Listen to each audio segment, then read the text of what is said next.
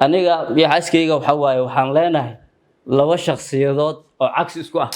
Assalaamu calaykum waraxmatullaahi wabarakaatu. Dhammaan waxaan salaamayaa marti sharafta, macallimiinta iyo maamulka iyo ardayda. Salaan kadib waqti badan ma haysto. Runtii horta waxaan rabaa inaan ka hadlo faa'iidada aan ka helay sagaalkan xirfadood ee hagaag ay i siisay. Lama soo koobi karo faa'iidooyinka aan ka helay, laakiin kuwa ugu waaweyn iyo problemyadii ugu waaweynaa markaas ani haystay oo iga xalisay ayaan soo koobaa haddii Ilaahay idmo. Hagaag midda koowaad oo runtii problem i haystay ahayd oo aan ka helay waxa waaye waxaan ka bartay shakhsiyadda dadka iyo kala duwanaanteeda iyo qof walba qaabka uu u dhaqmayo waxa sabab u ah inuu ku dhaqmo. Intaasaan ka bartay.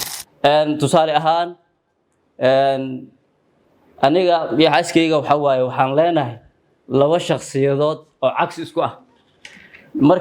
Markii hore waxa waaye waxaan isweydiin jiray waxaad jeceshahay maxay aysan u jecleen, waxaan neceb tahay maxay u necbeen, maxay waxaan u samaynaysaa oo ay kaaga soo horjeedaa.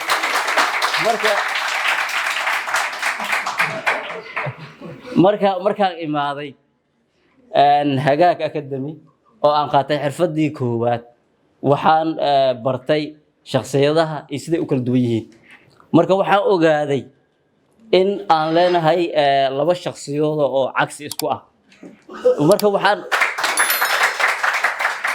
Marka meesha waxaa iga soo baxay in oo Ilaahay ii nimceeyay oo meesha faa'iido waxa ay ugu sugan tahay.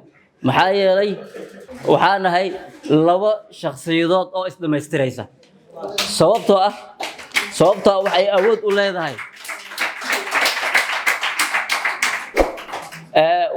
u leedahay waxaana aan awoodin inaan sameeyo ay awood u leedahay.